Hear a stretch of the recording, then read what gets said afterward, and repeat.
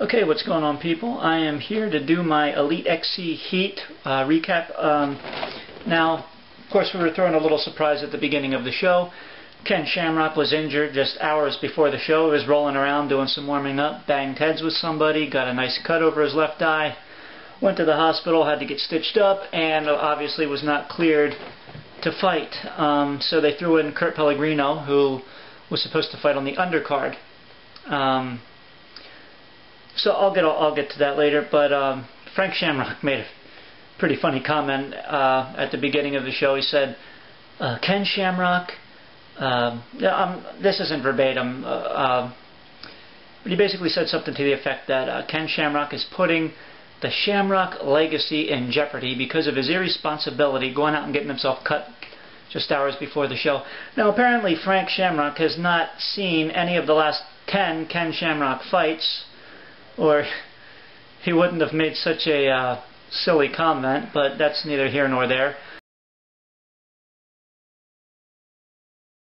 Okay, first fight, Murillo Ninja Hua versus Benji Radek.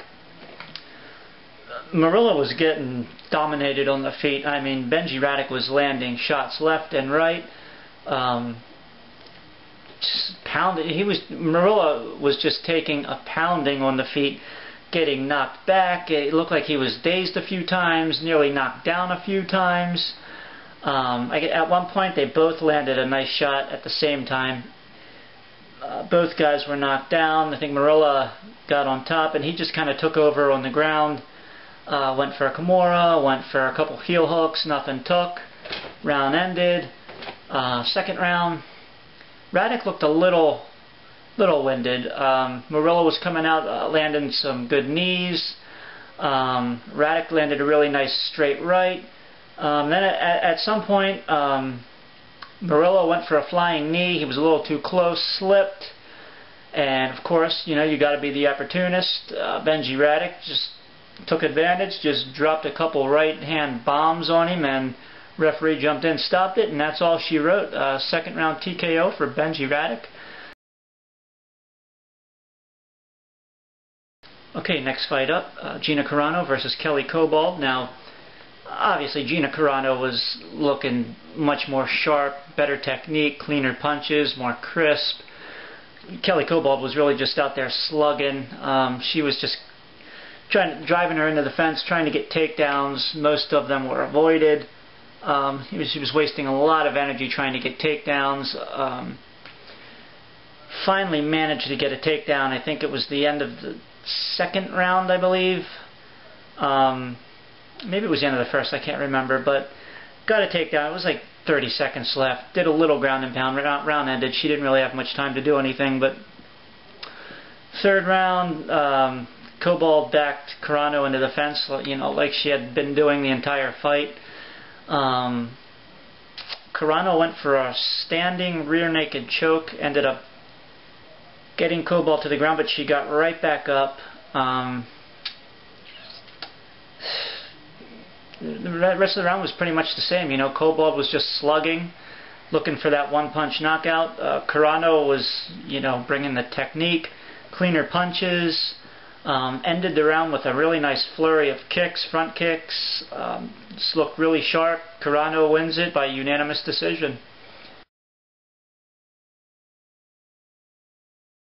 Okay, next fight, Andrei Arlovsky versus Roy Big Country Nelson.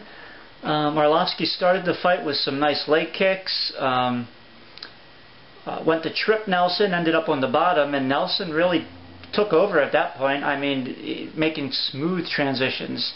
You know, changing positions like, you know, like it was nothing. I mean, obviously, you know, the better jiu-jitsu. At one point, Arlovsky tried to scramble to get up. Roy Nelson stayed on top, postured up. And he was, you know, he just really controlled him on the ground until they were stood up. That was pretty much it for the first round. Second round, Nelson comes out, rocked Arlovsky with, I think it was a right hand.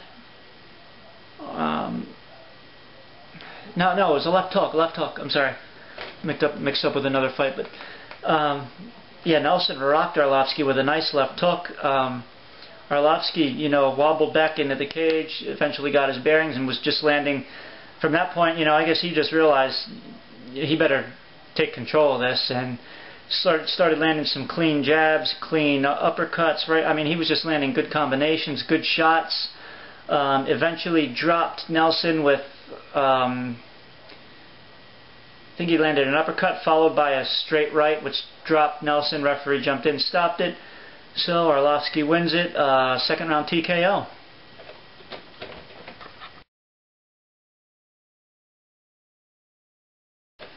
Okay, Jake Shields versus Paul Daly. I gotta admit, Jake Shields was doing a little better on the feet than I thought he would. I mean, he wasn't great, but there in that first round, he looked like he was holding his own for a while. Obviously, Paul Daly had the advantage on the feet, but I'm just saying Jake Shields wasn't doing as bad as I thought he was going to do.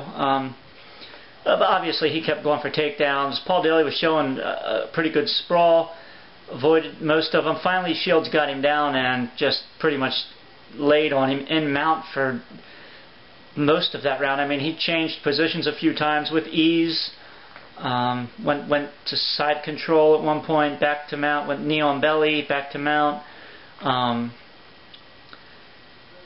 Eventually, he went for an armbar, like towards the end of the round. Shields went for an armbar, rolled into the fence, didn't have enough room to extend. Paul Daly flipped around right away, got on top, and started doing some pretty good ground and pound. But round ended, didn't have time to do anything.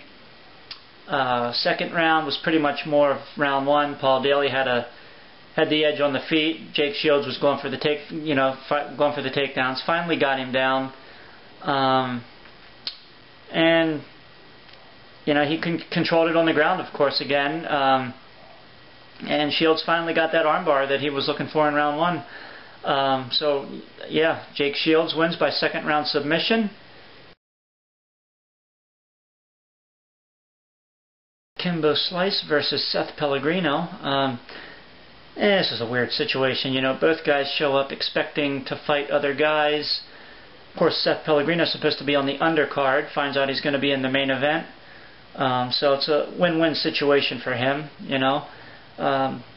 the only guy who really had anything to lose in this was Kimbo, because he shows up expecting to fight Ken Shamrock, who's older, slower, who is a ground fighter, who over the past 8 years or so has been trying to stand with punchers, and which is stupid for a aging grappler. But yeah, I mean Kimbo shows up, finds out he's going to be fighting a harder fight. So he has more to lose. So fight starts. Kimbo charges in, tries to back him up to the fence. Pellegrino throws a front kick, follows it up just as he gets to the fence, follows it up with a short right, which drops Kimbo. And apparently it dazed him pretty good, because he really never recovered. Pellegrino I don't think he threw anything but right hands, just right hammer fists.